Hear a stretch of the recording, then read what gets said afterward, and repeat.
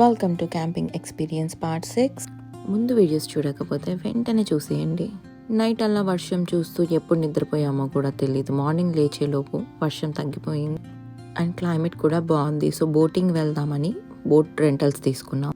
చూసారా, బోట్లో చిన్న సేఫ్టీ బాక్స్ ఇచ్చారు. దాంట్లో ఇన్ కేస్ ఎవరైనా వాటర్లో పడిపోయినా, రూట్ మిస్ అయిపోయినా కోఆర్డినేట్ చేయడానికి ఒక చిన్న విజిల్ అండ్ ఆల్సో తాడు కూడా ఇచ్చారు. బోట్ రెంటల్స్ వాళ్ళ దగ్గరే లైఫ్ వెస్ట్ కూడా ఉంటుంది. లైఫ్ వెస్ట్ వేసుకోవడం అస్సలు మిస్ చేయకండి. వాటర్ ఎంత డీప్ ఉంటుందో తెలియదు కదా, సో స్విమ్మింగ్ వచ్చిన వాళ్ళు కూడా లైఫ్ వెస్ట్ వేసుకుంటే సేఫ్గా ఉంటారు. లొకేషన్ చూసారా ఎంత బాగుందో.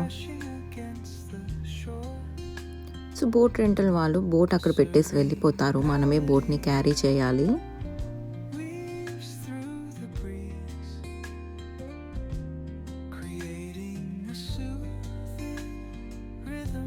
సో ఒక 2 hours బోటింగ్ చేసాము and now it's time to head back. ఇంటికి వెళ్ళే దారిలో ఒక మంచి పిక్నిక్ స్పాట్ చూసేసి తెచ్చుకున్న ఫుడ్ తినేసి వెళ్దామని డిసైడ్ అయ్యాము.